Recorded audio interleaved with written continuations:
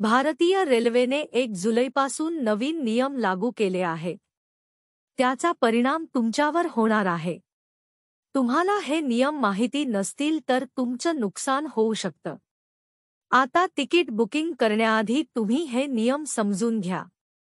रेल्वेच्या मते या नव्या नियमामुळे एजंटांद्वारे होणारी तिकिटांची ब्लॅकमेलिंग किंवा अनधिकृत बुकिंग रोखता येईल आणि सामान्य प्रवाशांना तत्काळ तिकीट मिळण्याची अधिक संधी मिळेल.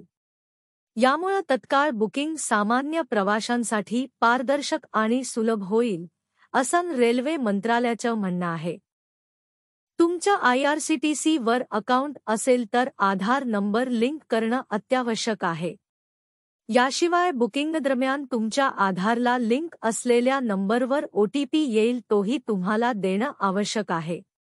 हा नियम ऑनलाईन आणि ऑफलाईन दोन्हीसाठी लागू करण्यात आला आहे.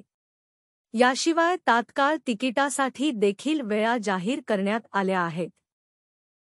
1 जुलैपासून रेल्वे एजंटना सकाळी 10 ते 10:30 या वेळेत AC तिकिटांसाठी आणि 11 ते 11:30 या वेळेत नॉन-AC तिकिटांसाठी तत्काळ तिकीट बुक करता येणार नाही.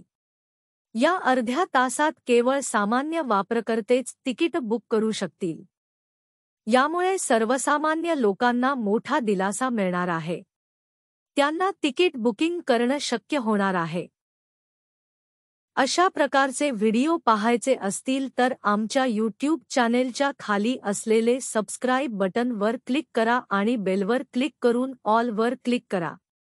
यामुळे जेव्हा आमचा नवीन व्हिडिओ चॅनेलवर येईल तुम्हाला लगेच समजेल. तुमच्या ओळखीत व्हिडिओ शेअर करा.